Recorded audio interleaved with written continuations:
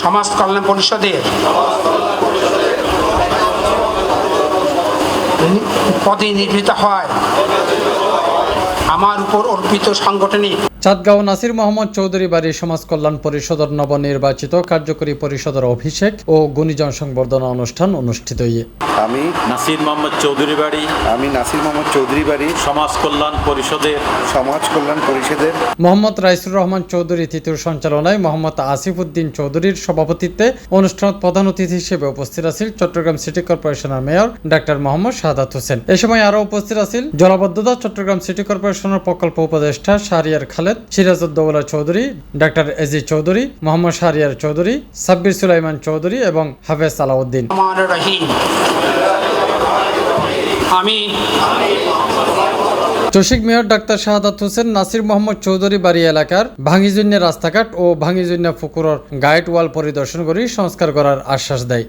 110-20 millimetre বৃষ্টি হলেও অনেক বেশি পানি জমা থাকতো।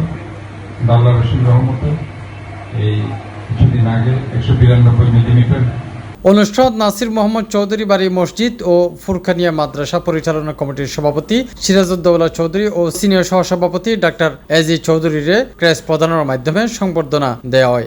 আমি সমাজ কল্যাণ পরিষদের নবনির্বাচিত সভাপতি হিসেবে আমি এলাকার যে কাজটা সর্বপ্রথম অগ্রাধিকার দিব সেটা হচ্ছে আমাদের মুরব্বী মরহুম নাসির মোহাম্মদ চৌধুরী সাহেবের অদ্বারা টার্মিনালে গেছে সংযোগ সড়কটি আমি চিরে প্রশাসনের সহযোগিতা চাইব পুনর্নির্মাণের জন্য।